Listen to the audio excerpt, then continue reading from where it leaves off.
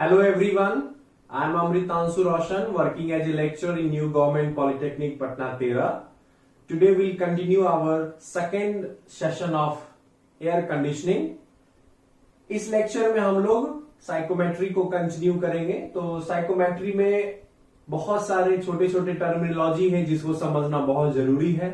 जब तक हम इन्हें नहीं समझेंगे तब तक आप साइकोमेट्री में आगे नहीं बढ़ पाइएगा। तो ये आपको किसी भी एग्जाम के लिए, आप यूनिवर्सिटी एग्जाम में भी इसके डिफिनीशंस जो है वो 6 मार्क्स में या 8 मार्क्स में आते हैं।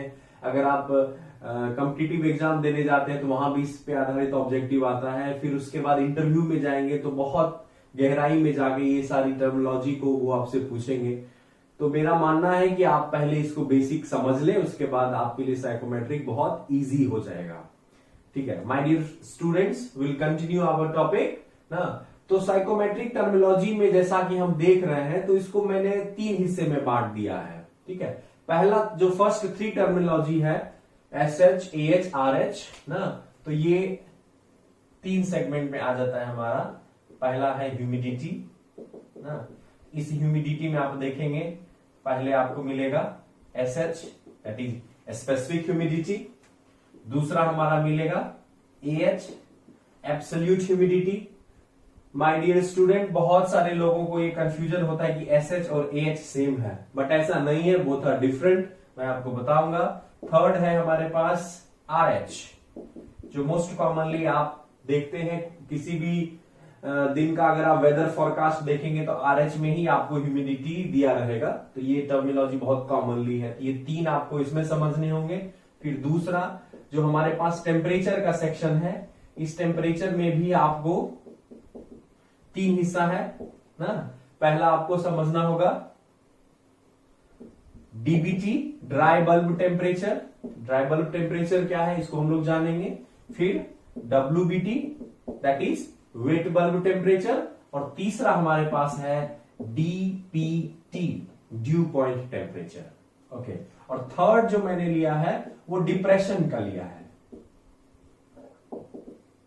जब इन तीनों टेम्परेचर को हम समझेंगे तो इन तीनों टेम्परेचर में कुछ ना कुछ डिफरेंस आएगा जिससे हम डिप्रेशन में एक्सप्रेस करते हैं। तो पहला अगर हम ड्यू पॉइंट और वेट बल्ब में लेंगे तो वो हो जाएगा वेट बल्ब डिप्रेशन ना।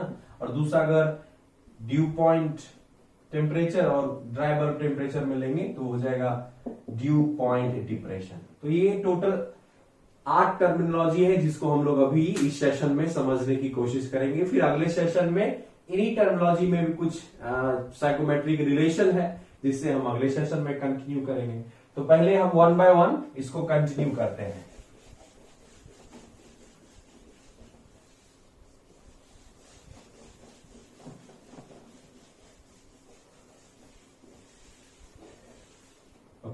तो सबसे पहला हमारे लिए जो सबसे इंपॉर्टेंट है दैट इज स्पेसिफिक ह्यूमिडिटी। इसका एक और नाम है, इसे हम ह्यूमिडिटी रेशियो भी कहते हैं। और इसके अलावे कॉमनली इसे ह्यूमिडिटी भी बोला जाता है ना। इस टर्मिनोलॉजी को हम लोग W से सूचित करते हैं। बहुत लोगों को, बहुत सारे स्टूडेंट को ये कंफ्यूजन रहता है कि स्पेसिफिक ह्यूमिडिटी ही हमारा एब्सोल्यूट ह्यूमिडिटी है। नो, मैं आपको बताना चाहूंगा both are different.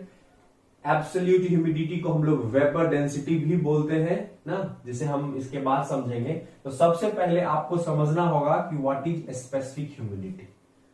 My dear student, जैसा कि आप जानते हैं इसमें एक स्पेसिफिक टर्म लगा हुआ है, और स्पेसिफिक टर्म आप थर्मोडायनामिक्स में भी पढ़े होंगे, फ्लूइड मैकेनिक्स में भी पढ़े होंगे। तो ये जो है वो पर यूनिट केजी को डील करता है।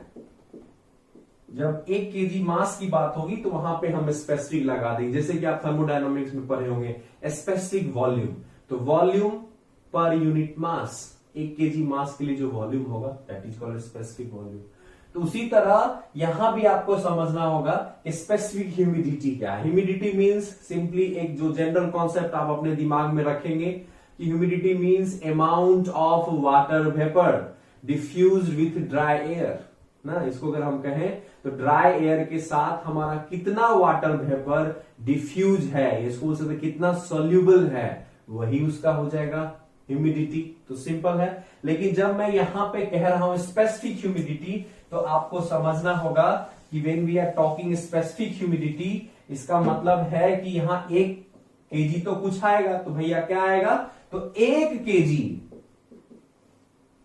kg ऑफ ड्राई एयर में समझना होगा ना, हमारे पास मॉइस्ट एयर का एक मिक्सचर है जिसमें हम मान रहे हैं कि ड्राई एयर कितना है, 1 kg है ना। दैट मीन्स कि ड्राई एयर जनरली हम किस में एक्सप्रेस कर रहे हैं, kg में। और इस ड्राई एयर के साथ the amount of water vapour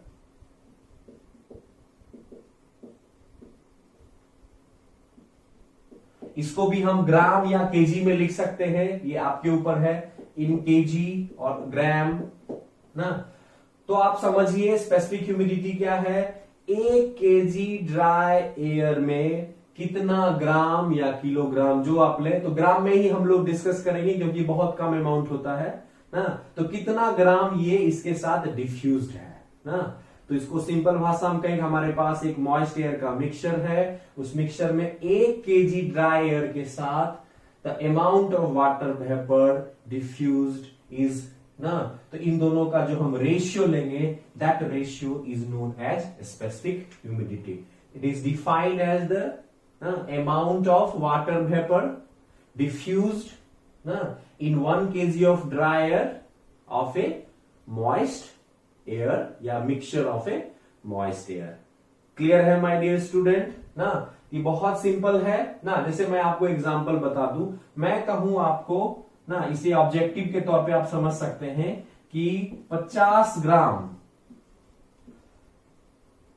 water vapour है, डिफ्यूज है 5 kg ऑफ ड्राई एयर के साथ ना।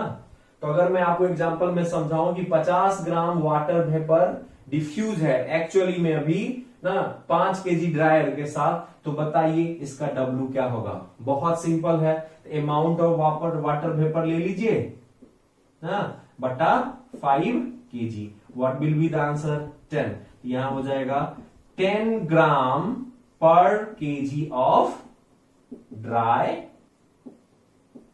एयर। क्लियर है माय डियर स्टूडेंट, ये आपको यूनिवर्सिटी में बहुत छोटे छोटे ऑब्जेक्टिव में आएगा। तो सबसे पहले हमने W को समझ लिया ना। ओके, अब यहां पे आप समझना होगा कि स्पेसिफिक ह्यूमिडिटी और एब्सोल्यूट ह्यूमिडिटी में बहुत ही माइन्यूट डिफरेंस है। अभी इसमें हम लोग और इसका एक्सप्रेशन डिराइव करेंगे, पहले एब्सोल्यूट को समझ लीजिए। तो एब्सोल्यूट ह्यूमिडिटी जो है, इसका दूसरा नाम है वेपर डेंसिटी। ये बिल्कुल अलग टर्म है स्पेसिफिक ह्यूमिडिटी से। तो आपको समझना होगा कि अभी आपने क्या लिया था, 1 kg मास लिया था ड्राई एयर का। अब हम लोग क्या करेंगे, 1 मीटर क्यूब, मान लेते हैं हम एक स्पेस ले रहे हैं जहां 1 मीटर क्यूब क्या है, इस स्पेस में जितने भी ड्राई एयर हैं, तो 1 metre cube that is unit of volume. तो यूनिट वॉल्यूम में जो भी हमारा एयर है, मॉइस्ट एयर है, उस मॉइस्ट एयर में कितना ग्राम वाटर वेपर है ना। तो देखेंगे mass of water vapour by ना 1 metre cube of dry air, that is your absolute humidity. समझ में आया, उधर 1 kg ड्राई एयर ले रहे थे, इधर 1 kg मास की जगह 1 मीटर क्यूब वॉल्यूम मिलेंगे। इसको कैसे एक्सप्रेस करेंगे, kg बाय मीटर क्यूब या ग्राम पर मीटर क्यूब में ना। ओके, तो ये समझ में आ गया आपको स्पेसिफिक ह्यूमिडिटी क्या है और एब्सोल्यूट ह्यूमिडिटी क्या है। Specific humidity 1 kg dry air के साथ हम देखते हैं कितना वाटर वेपर है, और एब्सोल्यूट ह्यूमिडिटी देखते हैं कि 1 मीटर क्यूब वॉल्यूम के साथ हमारा कितना वाटर वेपर है। क्लियर है। चलिए अब हम लोग स्पेसिफिक ह्यूमिडिटी का एक छोटा सा फॉर्मूला है, उसे हम लोग डिराइव करेंगे, जो कि बहुत ही इंपॉर्टेंट है। 4 मार्क्स में आपको न्यूमेरिकल्स आ सकता है यूनिवर्सिटी में, आपको objective questions interview competitive exams में आ सकता है, हर एक जगह बहुत ही महत्वपूर्ण है। तो सबसे पहले समझना होगा कि W बराबर है क्या। तो W बराबर इसको लिखा जा सकता है mass of V tense mv, मैं यहां लिख रहा हूं mv टेंस फॉर वेपर। तो mass of water vapour by mass of air. ये एयर कौन सा है, या एयर का मतलब है ड्राई एयर, ठीक है। ये जो रेशियो है that is known as W, ठीक है। चलिए, मैंने आपको प्रीवियस सेशन में बताया था कि वाटर वेपर इंडिविजुअली एक हमारा आइडियल गैस है और ड्राई एयर भी इंडिविजुअली आइडियल गैस है। तो दोनों के लिए मैं इक्वेशन लगा सकता हूं ना।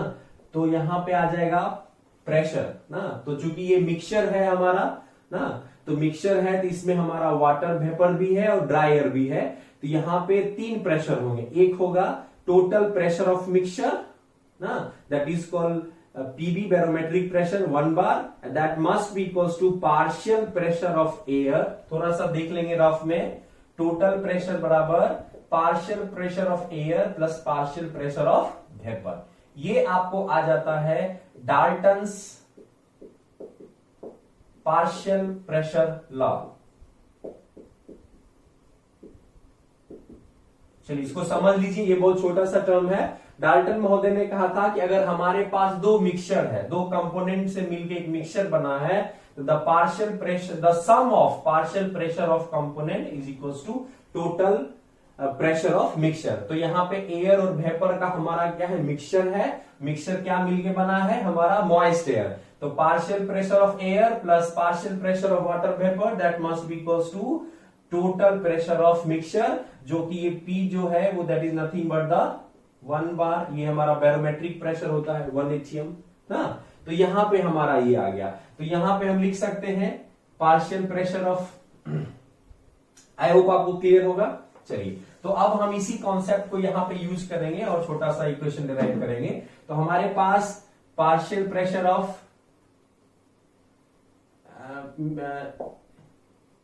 यहां पे हम लोग प्रेशर लेंगे, फिर इसका वॉल्यूम ऑफ मिक्सचर हो जाएगा P V into mass of V into R of V into T of V। इसी तरह इसका लिखेंगे partial pressure of air into volume of air बराबर mass of air into characteristic gas constant of air by temperature of air. यहां आप देखेंगे ये temperature क्या है, जो उस मिक्सचर का टेम्परेचर होगा वही वाटर वेपर का भी होगा और वही एयर का भी होगा। तो ये दोनों इक्वल हो जाएगा। तो यहाँ पे टीवी बराबर TA, that is nothing but the temperature ना, जो कि क्या होता है हमारा ड्राई बल्ब टेम्परेचर। तो ये दोनों इक्वल हो जाएगा, राइट। इसको मान लीजिए इक्वेशन 1, इसको मान लीजिए इक्वेशन 2। दोनों को आप अगर डिवाइड करेंगे ना, अच्छा चूंकि मिक्सचर सेम है तो प्रेशर भी वॉल्यूम भी दोनों का जो होगा सेम, सिंपली भी होगा। तो अगर दोनों को हम रेशियो लेते हैं तो आपको मिलेगा partial pressure of vapour by partial pressure of, इसको डिवाइड कर दीजिए इस तरह से, तो बाय एयर बराबर, ये वॉल्यूम वॉल्यूम हमारा कैंसिल हो जाएगा। हाँ, ये बचेगा mv बाय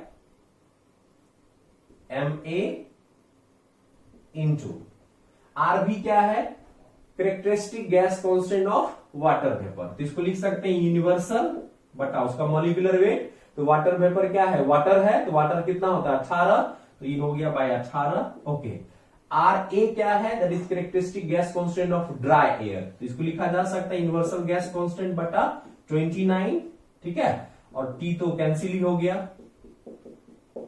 हाँ, तो यहां पे अगर हम देखें ध्यान से तो हमारे एक्सप्रेशन में क्या मिल रहा है, ये आर आर कैंसिल हो जाएगा, तो एक टर्म आपको मिल रहा है। अच्छा, इसको हम अगर समझेंगे तो ये क्या हो गया हमारा, that is nothing but the W।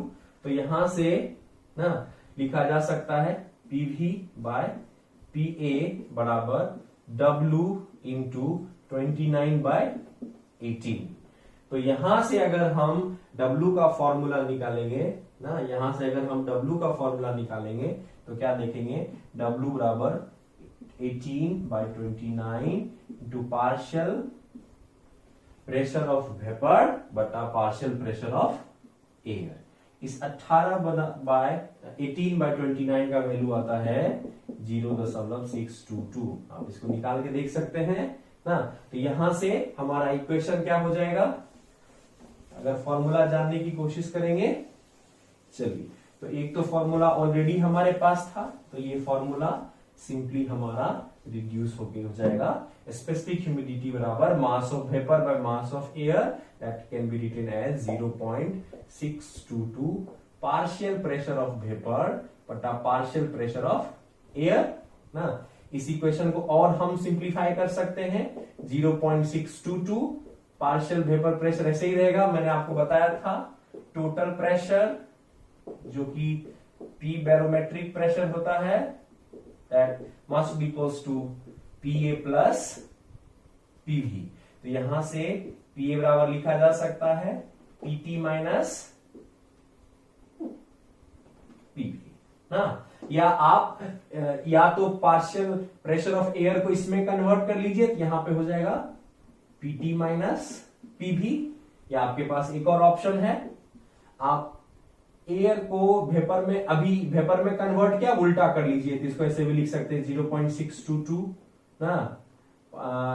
इसको अगर हम लिखें तो PT minus PA by partial pressure of A, ये भी लिखा जा सकता है। तो माय डियर स्टूडेंट, आपको ऑब्जेक्टिव सॉल्व करने में बहुत ही केयरफुल रहना पड़ेगा ना, कि आप कैसे इसे सॉल्व करेंगे और कौन सा एक्सप्रेशन यूज करेंगे।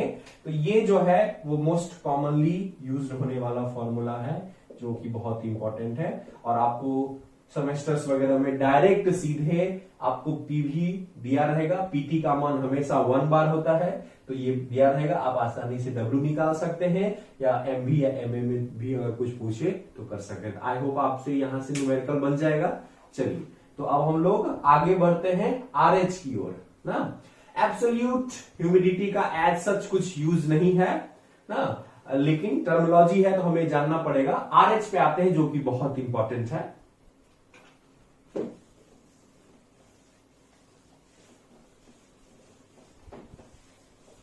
आरएच का फुल फॉर्म हुआ रिलेटिव ह्यूमिडिटी।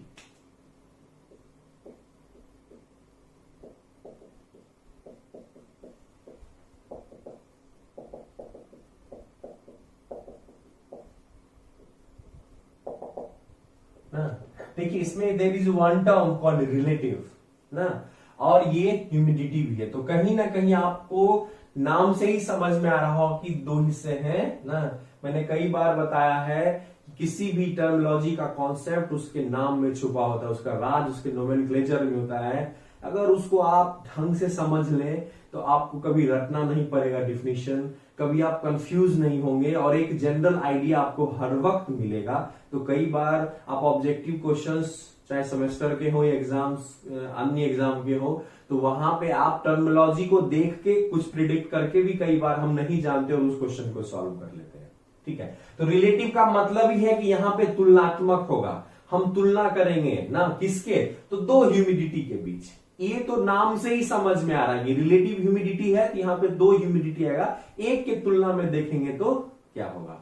तो यहां पे कहा जा रहा है कि हम एक मॉइस्ट एयर का मिक्सचर लेते हैं जिसका कुछ वॉल्यूम है और कुछ टेम्परेचर है। At particular volume and particular temperature पे हम देखते हैं this relative humidity is denoted by 5 ना।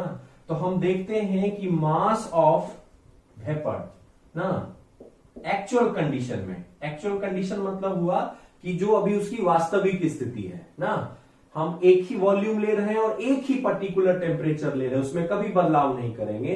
तो हमने एक स्थिति लिया एयर का, मान लेते हैं कि अभी हमारा टेम्परेचर 27 डिग्री से हम ले रहे हैं और 1 मीटर क्यूब वॉल्यूम ले रहे हैं या 10 मीटर क्यूब, कोई भी कोई पर्टिकुलर वॉल्यूम ले रहे हैं। हमने मिक्सचर लिया तो उसमें देखा कि हमारा मास ऑफ वाटर वेपर कुछ है। ठीक है, तो अगर अनसेचुरेटेड है तो भी होगा, अगर सेचुरेटेड है तो कुछ ना होगा।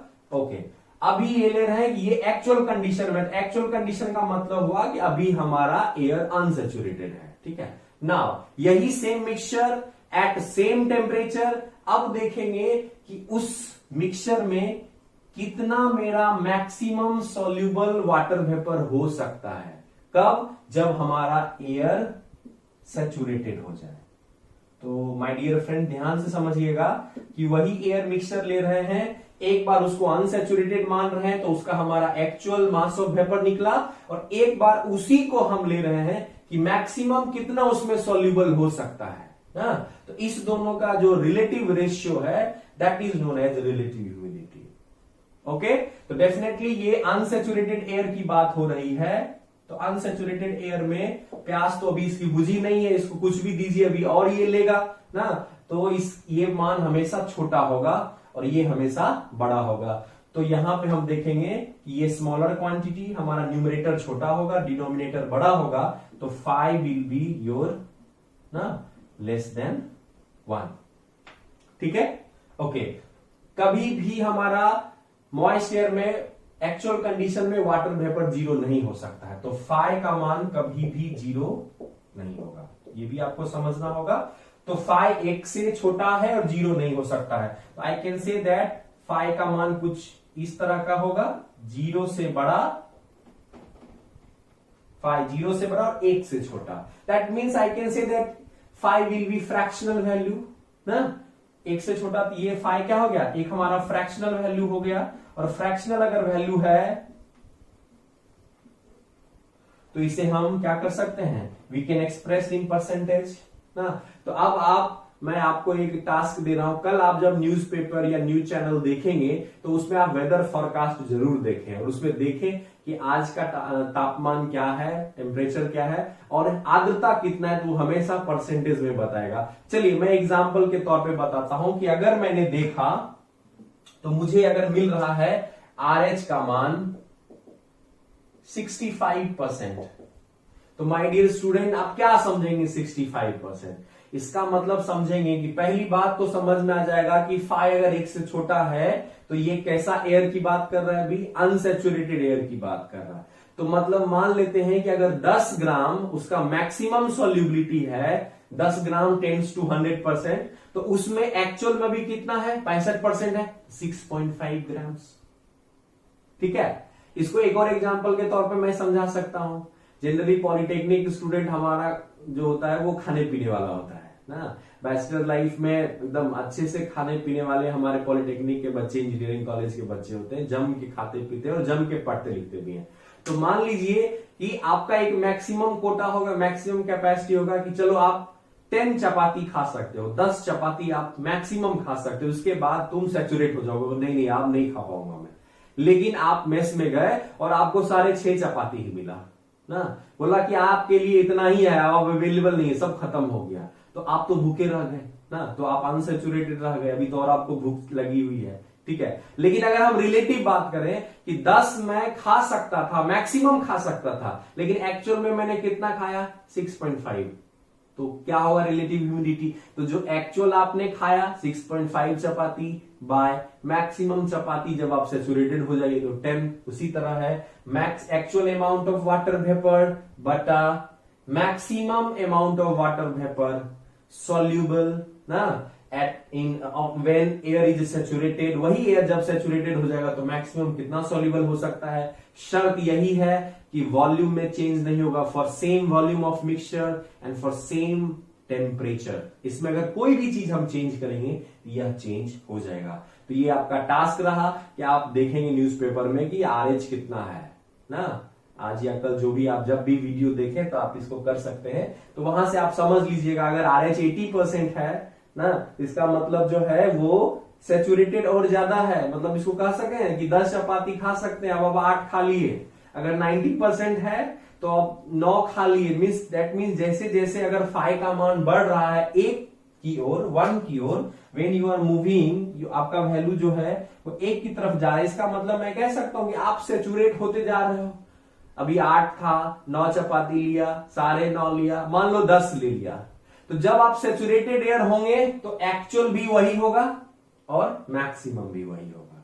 तो इसीलिए जब हमारा सैचुरेटेड एयर की बात होती है तो सैचुरेटेड एयर में फाइ का मान बताइए, जो एक्चुअल है वही आपका क्या हो जाएगा, मैक्सिमम हो जाएगा। दोनों इक्वल है तो फाइव बराबर कितना निकल गया, 1, मतलब आई कैन से दैट फाइव बराबर 100%। ये बहुत ही इंपॉर्टेंट प्रश्न है ऑब्जेक्टिव पॉइंट ऑफ व्यू से कि for saturated air what is the value of relative humidity, what will your answer, 1 और 100%। एंड फॉर अनसैचुरेटेड एयर ना, अनसैचुरेटेड एयर का क्या मतलब हुआ, अभी फाइव का मान 1 से कम है। चलिए अब मैं थोड़ा सा आपको एक प्रैक्टिकल एग्जांपल बताता हूं जिससे कि आप थोड़ा सा रिलेटिव ह्यूमिडिटी को और अच्छे से समझ पाएंगे। मान लीजिए कि आपका एयर सैचुरेटेड है और फिर भी आपको स्वेटिंग हो रही है और आपके आसपास जो हवा है उसमें ऑलरेडी मैक्सिमम अमाउंट में वाटर वेपर सोल्यूबल है। आपको लगता है कि आपका पसीना सूख पाएगा, बताइए? मुझे नहीं लगता ना, क्योंकि वो जब ये आसपास का मेरा एम्बिएंट एयर में वो maximum amount water vapour soluble है, तो अगर हमको स्वेटिंग हो रही है तो वो सूखेगा नहीं ना, वो वैसे का वैसा ही रह जाएगा, तो आप चिपचिपा फील करोगे ना। तो जनरली जब ह्यूमिड इन्वायरमेंट होता है, जब ह्यूमिडिटी बहुत ज्यादा होता है, मान लीजिए 100% हो गया, तो पसीना सूखेगा ही नहीं आपके शरीर का, वो बहुत बड़ी दिक्कत की बात है ना। और उसके बाद हम कितना भी आप वाटर वेपर ऐड करना चाहे वो ऐड ही नहीं होगा, वो सारे वाटर वेपर कंडेंस हो जाएंगे, ठीक है। यही चीज हमारा ओस में भी होता है, तो हम ड्यू पॉइंट में पढ़ेंगे, ठीक है। ये हमारा RH हो गया, तो आई होप आपको क्लियर है। फाइव का मान, तो अगर हम दोनों को क्लब कर दें तो दिस वैल्यू इज फॉर, अगर इस वैल्यू को अगर कंक्लूड करूं मैं ना RH को, तो आई कैन से दैट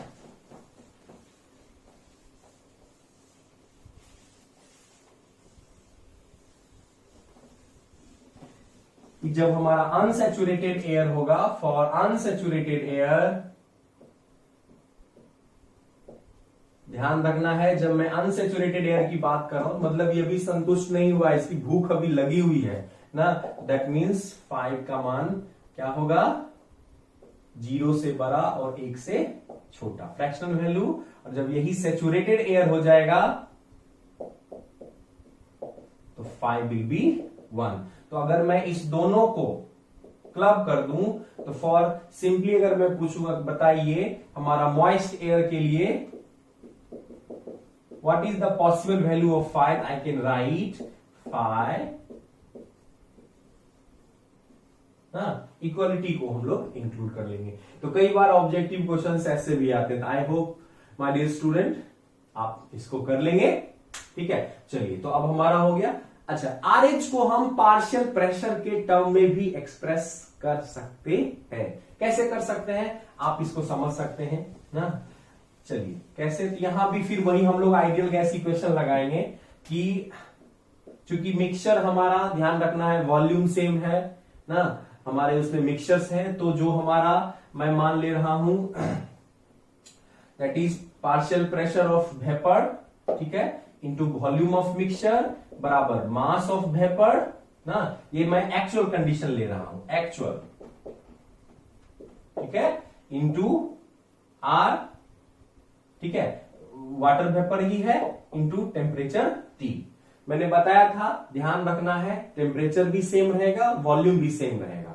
अच्छा, अब यही एक्चुअल की जगह, एक्चुअल कहने का मतलब है ये अभी कैसा है, अनसैचुरेटेड, ठीक है। अब यही air for same volume for same temperature, अब ये कैसा हो गया, सैचुरेटेड हो गया। जब सैचुरेटेड होगा तभी ना इसमें मैक्सिमम सॉल्यूबल होगा वाटर वेपर, ठीक है। तो मान लेते हैं ये PBS है, इसको स्मॉल p में लिखिए, पार्शियल प्रेशर चुकी है, PBS का मतलब हुआ partial pressure of vapour in saturated condition, at saturated air. Volume वही है। चलिए मास mv के जगह क्या हो जाएगा, mvs। अच्छा, ये भी तो वाटर वेपर ही है, RB रहेगा बाई T रहेगा। ये इक्वेशन 2 हो गया। दोनों को अगर आप भागा दे देंगे, डिवाइड कर दीजिए, आप देखिएगा ये टर्म कैंसिल हो जाएगा, ये टर्म पूरा कैंसिल हो गया, वॉल्यूम भी कैंसिल हो गया। तो आप क्या देख रहे हो, फाइव का जो हमने फॉर्मूला लिखा था it is mv by mvs, that must be equals to partial pressure of vapour by partial pressure of vapour, partial pressure of water vapor when it is in saturated condition या when it is in saturated air, कब, at same temperature and same volume of mixture. ये ध्यान रखना है, इसमें अगर ये करेंगे तो हमारा हो जाएगा। तो कई बार जो है हम रिलेटिव ह्यूमिडिटी को मास के साथ साथ पार्शियल वेपर प्रेशर में भी इसे हम पार्शियल वाटर वेपर का जो प्रेशर है और सैचुरेशन प्रेशर है, ये डाटा आपको जनरली स्टीम टेबल से मिल जाएगा या रेफ्रिजरेशन टेबल से आपको मिल जाएगा। जिस मान लीजिए 27 डिग्री पे खोजना है तो 27 डिग्री पे पीवीएस का वैल्यू क्या, ये हम लोग डाटा बुक से निकाल लेंगे और पीवी एग्जाम में निकालना रहेगा। 5 में भी दिया रहेगा या ये दिया रहेगा तो 5 आपसे पूछेगा। तो आई होप आपको क्लियर है। तो तीनों ह्यूमिडिटी को हमने समझ लिया। ये फॉर्मूला याद रखिएगा, इसमें भी छोटा छोटा न्यूमेरिकल 4 नंबर का यूनिवर्सिटी एग्जाम में आता है। ओके, चलिए अब हम लोग आगे टेम्परेचर की ओर बढ़ेंगे। तो 3 टेम्परेचर हमारे पास है। तो ड्राई बल्ब है, वेट बल्ब है और ड्यू पॉइंट है।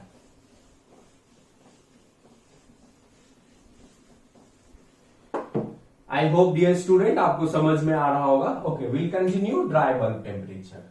ड्राई बल्ब टेम्परेचर शॉर्ट में हम लोग लिखते हैं डीबीटी।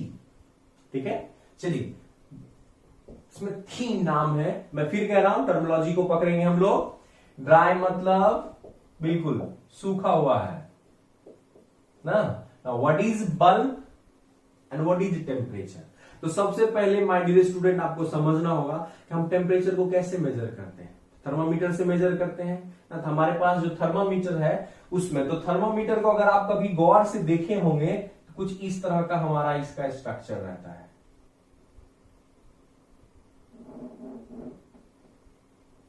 और इसमें हमारा स्केल बना हुआ रहता है और इसमें हमारा मरकरी, जिसे हम लोग पारा बोलते हैं, वो फील रहता है। तो ये जो पोर्शन है that is known as bulb. I hope सबके घर में ऑर्डिनरी थर्मामीटर है, आप देखते होंगे, जिससे आप बॉडी टेम्परेचर मेजर करते हैं बुखार लगने पे। तो ये वही है। तो आप देखते होंगे एक सिल्वर कलर का बल्ब निकला हुआ जो रहता है दैट इज कॉल्ड बल्ब, जिसे पकड़ के हम लोग इस तरह से करते हैं। ठीक है, ये बल्ब है। तो ये अगर मान लीजिए हमारे आसपास एयर है, समझना है, this is your moist air.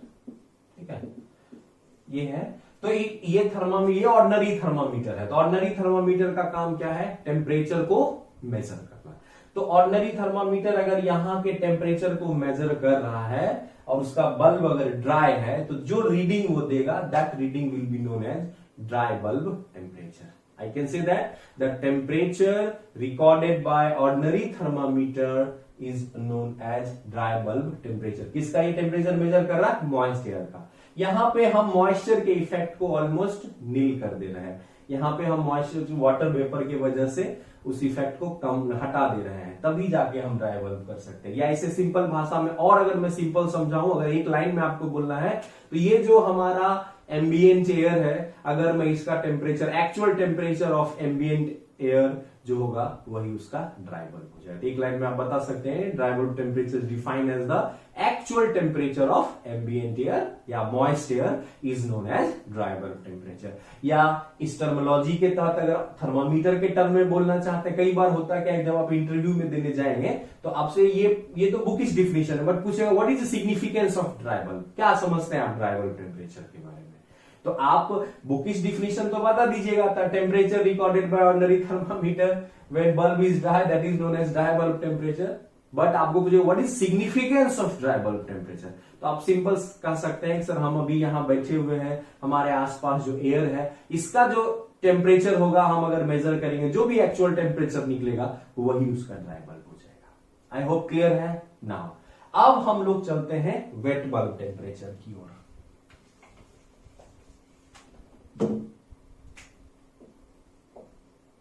तो मान लेते हैं कि अभी हमने ये रीडिंग लिया, तो हमारे पास एक वैल्यू आया, let suppose this is called dry bulb temperature. हमने कुछ लेट सपोज मान ले रहा हूं 60 डिग्री से, फॉर एग्जांपल मैंने रीडिंग लिया अभी। ठीक है, ओके। नाउ अब यहां पे क्या कर रहा है, वेट मतलब क्या होता है माय डियर फ्रेंड, वेट मतलब होता है गीला, मतलब भींगा हुआ कुछ हमारे पास चाहिए ना, आपको समझना होगा कि वेट बल्ब टेम्परेचर क्या है। तो अब हम क्या कर रहे हैं ना, कि देखिए क्या कर रहे हैं, थोड़ा सा हम लोग इसके कंडीशन में चेंजेस करेंगे। तो यहां जो हमारा बल्ब था, अभी हम इसके ऊपर एक वेट कॉटन लपेट देंगे। वेट मतलब गीला, कॉटन मतलब कॉटन का जो कपड़ा होता है। तो गीला कपड़ा जो है इस बल्ब के ऊपर हम लोग क्या करेंगे, इसको लपेट देंगे। और इस बल्ब को हम लोग एक फ्लो ऑफ स्ट्रीम, एक अनसेचुरेटेड एयर जो लगभग 4.5 मीटर पर सेकेंड, कुछ बुक में 5 भी रहता है, ठीक है, तो ये देख लीजिएगा आप लोग ना। तो ये अगर अनसेचुरेटेड एयर अगर यहां से ब्लो कर रहा है ना, ये क्या है हमारा, सिंपली मॉइस्ट एयर है। मॉइस्ट एयर का मतलब इसमें हमारा वाटर वेपर भी है, ड्राई वेपर, तो इसका कुछ टेम्परेचर होगा ना। तो अगर हम मॉइस्चर के इफेक्ट को नेग्लेक्ट कर दें, ये गीला कपड़ा नहीं हो, तब जो रीडिंग आया वो ड्राई बल्ब हुआ। अब अगर ड्राई के जगह हम कपड़ा गीला कर दी ताकि इसका बल्ब भी गीला हो जाए, अब ये जो हवा स्ट्रीम यहां से पास करेगी, तो इसमें जो वाटर है वो क्या होगा, आपको समझना होगा कि इस एयर में जो टेम्परेचर है ना, इसमें जो हीट है, वह हीट के वजह से ये हीट मिल जाएगा इस गीले कपड़े को, और ये गीला कपड़ा में जो वाटर है ये इस हीट को एज ए लेटेंट हीट वो लेगा और वो वाटर वेपर इवोपरेट हो जाएगा। तो वाटर वेपर जब इवोपरेट होगा ना, तो जब वाटर वेपर इवोपरेट हुआ, कब हुआ, जब इस एयर का लेटेंट हीट चाहिए, क्योंकि आप जानते हैं कि इवोपरेशन होने में किसी भी वाटर को certain amount of latent heat चाहिए, तभी वो हमारा लिक्विड से वेपर फेज बनता है। ये बेसिक कॉन्सेप्ट है बॉइलिंग का। तो यहां जो वाटर है ना, गीला है तो ये वाटर है ना, वाटर को इवोपरेट होने के लिए we need certain latent heat of vaporisation. तो वो लेटेंट हीट ये कहां से लेगा, ये इस एयर के पास जो अनसेचुरेटेड एयर का जो भी टेम्परेचर है उस टेम्परेचर से ये हीट लेगा। तो डेफिनेटली हीट ले लिया तो इसका टेम्परेचर आप जानते हैं ना, कि जो हीट होता है वो ड्यू टू टेम्परेचर है हमारा यहाँ पे ना। तो हीट टेम्परेचर उसको बता रहा है, तो अगर ये हीट को अगर इससे निकाल रहा है तो डेफिनेटली इसका टेम्परेचर क्या हो जाएगा, कम हो जाएगा। और आप देखते होंगे कि ये हवा जो है पहले अगर गर्म थी, अब धीरे धीरे थोड़ी ठंडी हो जाएगी, इसका टेम्परेचर थोड़ा कम हो जाएगा। तब जब हम वही इसमें रीडिंग लेंगे तो हम देखेंगे कि पहले जितना था, बट अब चूंकि ये हीट कुछ खींच लिया है तो इसके टेम्परेचर में कुछ ना कुछ कमी आ जाएगी। ये हमारा हो गया वेट बल्ब टेम्परेचर। तो लेट सपोज मैं मान लेता हूं it's 53 degree C for example, ये जरूरी नहीं है ये वैल्यू है। अब तो ड्राई बल्ब में हमारा टेम्परेचर ये निकला, जब वेट कॉटन करके कर दिया तो हमारा ये निकला। तो आप क्या देख रहे हैं, यहां हमने क्या ऑब्जर्व किया कि अनसेचुरेटेड एयर के लिए dry bulb temperature is greater than wet bulb temperature. That is very important question कि कौन बड़ा होता है कौन छोटा होता है, तो आपको ये समझना होगा। तो dry bulb temperature is bigger than wet bulb, लेकिन किसके लिए, यहां पे कहना होगा फॉर अनसेचुरेटेड एयर के लिए। अब अगर ये अनसेचुरेटेड एयर है तो ये जो हवा, ये जो वाटर है ये वेपराइज हो रहा है, तो ये जा कहां रहा है, तो इसी अनसेचुरेटेड एयर में वाटर जो है वेपर बन के वो डिफ्यूज होगा। तो मान लीजिए अभी अनसेचुरेटेड है और इसमें हम वाटर वेपर ऐड करते जा रहे हैं, तो एक स्थिति तब आएगी जब ये अपना मैक्सिमम वैल्यू को रीच कर जाएगा, जब ये वाटर वेपर जो इस अनसेचुरेटेड एयर में था वो मैक्सिमम solubility जो होगी उसके बराबर हो जाएगा। That means I can say that in that condition your unsaturated air will be converted into saturated air ना। तो अब अगर सोचिए यही सिचुएशन हम रख रहे हैं ना, ड्राई बल्ब आपने 60 मेजर किया और अब जो ये मैं विंड जो हमारा फ्लो ऑफ स्ट्रीम है ये अगर अनसेचुरेटेड की जगह समझिए कि अगर ये सेचुरेटेड एयर है तो क्या यहां पे इवोपरेशन होगा, नहीं, क्योंकि ऑलरेडी हवा में जितना सोल्यूबल वाटर वेपर होना चाहिए मैक्सिमम वो उतना है। तो जब आपकी भूख 10 रोटी आप खा सकते हो और ऑलरेडी 10 रोटी आपने खा ली है, तो आप 11वां नहीं खा सकते हैं। वो अगर आपको कोई दे भी देगा तो आप उसे नहीं लीजिएगा, फेंक दीजिएगा, जो भी कुछ करिएगा। तो वही बात है, अगर ये सैचुरेटेड एयर हमारा है और ये यहां पर हम कितना भी विंड वेलोसिटी से दे रहे हैं, कॉटन गीला है लेकिन ये कपड़ा सूखेगा ही नहीं, यहाँ पे इवोपरेशन होगा ही नहीं, ये लेटेंट हीट लेगा ही नहीं, तो वहां पे रीडिंग हमको क्या मिलेगा? तो रीडिंग वही मिलेगा जो हमारा ड्राई बल्ब टेम्परेचर था, क्योंकि इसके टेम्परेचर में कोई कमी हुई ही नहीं। टेम्परेचर में कमी क्यों हुआ था? क्योंकि ये वाटर हमारा जो कपड़े में जो गीला था वो इवोपरेट हो गया था। अब इवोपरेशन ही नहीं हो रहा है तो वैसा ही है, तो ये जो रीडिंग देगा वो जो पहले रीडिंग था वही रीडिंग देगा ना। तो आप समझिए, तो मेरा कहने का मतलब है जब आपका सैचुरेटेड एयर होगा दैट मींस फॉर फाई बराबर 100%, तो उस केस में हमारा ड्राई बल्ब टेम्परेचर बराबर वेट बल्ब टेम्परेचर होता है। ये आपको याद रखना होगा। This condition is for saturated air and this condition for unsaturated air. I hope आपको क्लियर होगा। चलिए, अगर आप इतना समझ गए हैं तो आप समझ सकते हैं कि अनसैचुरेटेड एयर में, चलिए ये तो रीडिंग है, तो आप क्या देख रहे हैं कि फॉर अनसैचुरेटेड एयर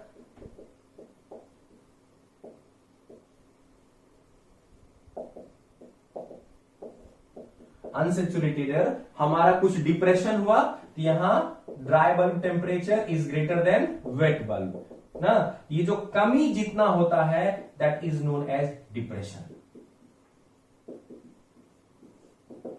इसके टेम्परेचर में जो कमी हुई दैट इज नोन एज, तो ड्राई बल्ब ये हो जाएगा wet bulb depression, W wet bulb depression. तो वेट बल्ब डिप्रेशन आप जान रहे, ड्राई बल्ब हमेशा मैक्सिमम होता है। I can say it is nothing but the difference between dry bulb temperature and wait bulb temperature. चलिए, तो अगर अनसैचुरेटेड है इसका कुछ पॉजिटिव वैल्यू होगा ना, लेकिन अगर सैचुरेटेड एयर है तो दोनों बराबर है, तो उस केस में for saturated air this WBD will be equals to 0। चलिए, ये बहुत ऑब्जेक्टिव है, छोटे छोटे ऑब्जेक्टिव है, आपको कंडीशन समझना होगा, उसका ध्यान रखना होगा। चलिए, लास्ट टॉपिक हम लोग चलते हैं, ड्यू पॉइंट टेम्परेचर। ओके,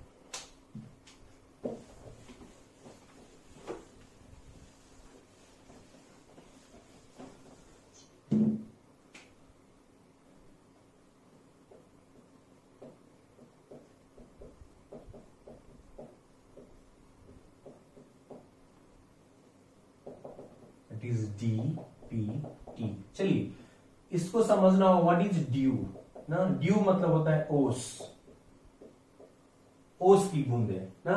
तो अगर हमारा जो वाटर वेपर, जैसा कि आप जानते हैं कि मॉइस्ट एयर में वाटर वेपर डिफ्यूज रहता है, किस अवस्था में?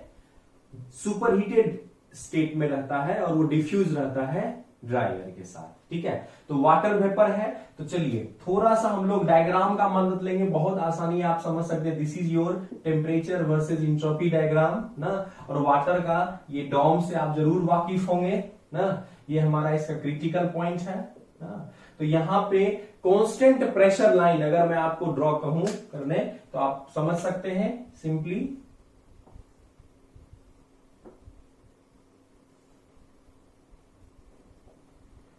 This is your pressure constant and pressure constant. चलिए, ये आप बेसिक थर्मोडायनामिक्स में प्योर सब्सटेंस में पढ़े होंगे। इस डॉम में ये किसके लिए हमारा वाटर वेपर के, वाटर हमारा सब्सटेंस है, तो वाटर वेपर कहां होगा ना। तो ये तो हमारा लिक्विड फेज होता है, ये लिक्विड प्लस वेपर फेज होता है। This is saturated liquid, this is saturated vapour, और इससे जो ऊपर होगा तो इस जगह कहीं हमारा, मैं मान रहा हूं कि ये हमारा क्या है, सुपरहीटेड वेपर है। चलिए, तो ये जो वाटर वेपर है इसका अपना कुछ प्रेशर होगा, तो यहां पे कौन सा pressure constant, that partial pressure of water vapour will remain constant ना। तो अब अगर ना, आप सोचिए कि हम पार्शियल प्रेशर को कांस्टेंट रख रहे हैं, उसमें कोई छेद नहीं कर रहे हैं, और जो हमारा तापमान है, जो हमारा टेम्परेचर है एटमॉस्फेरिक एयर का है, वो अगर ड्रॉप हो रहा है, ड्रॉप हो रहा है मतलब अभी टेम्परेचर हमारा यहां था, टेम्परेचर में कमी हो रही है, आई कैन से दैट आप इधर मूव कर रहे हो, नीचे आ रहे हो, नीचे आ रहे हो, घट रहा है, अभी यहां है, अभी यहां है, अभी यहां है, अभी यहां है, तो एक ऐसा टेम्परेचर आपको मिलेगा, और ये कंटिन्यूअसली अगर हम कूल करते जा रहे हैं, कैसे कूल कर रहे हैं, कांस्टेंट प्रेशर ना, कांस्टेंट प्रेशर प्रोसेस को फॉलो कर रहे हैं, दैट इज आइसोबैरिक प्रोसेस, और क्या कर रहे हैं, कूलिंग कर रहे हैं। कूलिंग करने का मतलब अगर एयर का टेम्परेचर जो है वो अगर ड्रॉप करने लग जाए ना, मैं अभी आपको एग्जांपल में बताऊंगा, जब ये टेम्परेचर ड्रॉप करेगा, यह जो पॉइंट है हमारा, जो अभी ये अनसेचुरेटेड एयर यहां है, ये यहां आएगा ना, अभी इधर आएगा, इधर आएगा, इधर आएगा, इधर आएगा, और एक चीज आएगा जहां पे ये हमारा that is saturated vapour point है, ये that is one of the saturation point, this is saturated liquid point, और ये हमारा प्रोसेस है फेज चेंज का, तो ये टेम्परेचर कांस्टेंट रहेगा, that is known as your saturation temperature. तो यहां अभी वेपर था इधर, तो इस पॉइंट से इस टेम्परेचर पे आने के बाद ये क्या होगा, यहां से वेपर था, ये लिक्विड बनना शुरू हो जाएगा ना, तो लिक्विड बनने का मतलब क्या हुआ, that is formation of due ना, तो इसी सैचुरेशन टेम्परेचर को हम लोग क्या बोलते हैं, ड्यू पॉइंट टेम्परेचर। चलिए इसको अगर हम समराइज करें खूबसूरत शब्दों में, तो मैं कह सकता हूं कि when superheated vapour is cooled at a constant pressure, then temperature of superheated vapor decreases in such a way that superheated vapor gets converted into vapor. The temperature at which superheated vapor will convert into liquid ना, तो ये जो due जो formation जैसे ही start होता है, जिस temperature पे स्टार्ट होता है, उसी टेम्परेचर को हम क्या कहते हैं, dew point temperature. I hope clear है। ड्यू पॉइंट टेम्परेचर में एक ही चीज ध्यान रखना है कि आप कूलिंग कैसे करोगे या टेम्परेचर कैसे गिरेगा, दैट इज कांस्टेंट प्रेशर में। हाँ, तो ये जो है इसका सैचुरेशन टेम्परेचर है, यहां से हमारा ना ड्यू फॉर्मेशन स्टार्ट हो जाता है। तो थोड़ा सा मैं पिक्चर को और क्लियर कर दे रहा हूं। चलिए, तो मैं मान ले रहा हूं कि हमारा डोम है, ये ऐसे है, तो ये जो हमारा टेम्परेचर है दैट इज सैचुरेशन टेम्परेचर। इसे एक चीज और आप बोल सकते हो कि ये जो पार्शियल वेपर प्रेशर है हमारा वाटर वेपर का, उसके कोरस्पॉन्डिंग जो हमारा सैचुरेशन प्रेशर होगा स्टीम टेबल में, डाटा बुक में, that will be your due point temperature. तो ड्यू पॉइंट टेम्परेचर अगर आपको पार्शियल वेपर प्रेशर पता है, तो आप स्टीम टेबल में इस प्रेशर के कोरस्पॉन्डिंग जो सैचुरेशन टेम्परेचर होगा उस डाटा को खोज लेंगे, तो आपको ड्यू पीटी निकल जाएगा। क्लियर है? चलिए, तो आपका ड्राई बल्ब टेम्परेचर क्लियर हुआ, वेट बल्ब हो गया और ड्यू पॉइंट। तो जब इसे देखा गया